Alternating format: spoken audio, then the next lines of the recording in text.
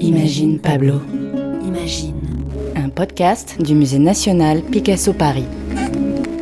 L'enfance de l'art. L'enfance de l'art. El Bobo. À table, et apportez une bouteille de vin. Mais quel est donc ce drôle de personnage ? Il a l'allure d'un enfant coquin qui s'apprête à faire une bêtise. Ou qui l'a déjà faite. C'est El Bobo, peint par Picasso. El Bobo signifie en espagnol l'idiot, le sot, l'imbécile, le niais. Il a l'œil plein de malice et il s'apprête à déjeuner. Entre ses jambes, il tient une poêle avec 2 œufs. Va te faire cuire un œuf. Non, 2. Dans sa main, une bouteille de vin déjà ouverte, qu'il s'apprête à boire au goulot. À la vôtre. Derrière lui, on devine les paysages de la campagne du sud de la France. C'est que Picasso l'a peint dans sa vaste demeure près d'Aix-en-Provence, au pied de la montagne Sainte-Victoire. Ce décor lui rappelle son Espagne natale. Alors, sa peinture de cette époque s'imprègne d'accent espagnol. Je suis espagnol. Et son El Bobo, un nom espagnol, habla espagnol, danse Espagne et boit du vin espagnol. Et du pain, s'il vous plaît. L'enfant El Bobo est agité. Il est plein de lignes et de contours brisés. Ça fourmille dans la toile, comme dans l'esprit du petit fou. Assis dans un décor touffu et paillard, ce petit sot nous invite à partager son repas. Venez donc festoyer avec moi. On veut bien, mais il n'y a plus de place.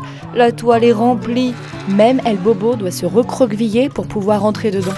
Il a les membres courts et disproportionnés. Son corps est rapetissé à des endroits pour rentrer dans le cadre. Alors où est-ce qu'on pourrait se mettre, nous ? Ah bon, je vais me régaler tout seul alors. Pour peindre ce drôle de personnage effronté, Picasso s'inspire de son fils, Claude, et du nain peint par Velázquez. Le grand maître espagnol du XVIIe siècle aimait peindre des nains. Il les a représentés de nombreuses fois. Portrait de Sebastián de Mora, Du bouffon Calabacias, de Francisco du bouffon Lescano, Don Diego de Acedo, de l'enfant de Vallecas, etc. Ces personnages au physique étonnant qui vivaient à la cour du roi. Leur mission était de faire rire et de divertir le public. Je peux vous raconter des blagues, vous raconter des histoires de la rue, et tout ça en faisant des pirouettes, des chants ou des courbettes. Velázquez a peint de nombreux personnages nobles de la cour du roi. Mais il se plaisait aussi à peindre les nains et les bouffons. Pas pour s'en moquer, non. Il les peignait en prenant grand soin de les représenter avec délicatesse et dignité. Dans ses portraits, on peut voir leur humanité. Comme dans cette peinture de Picasso.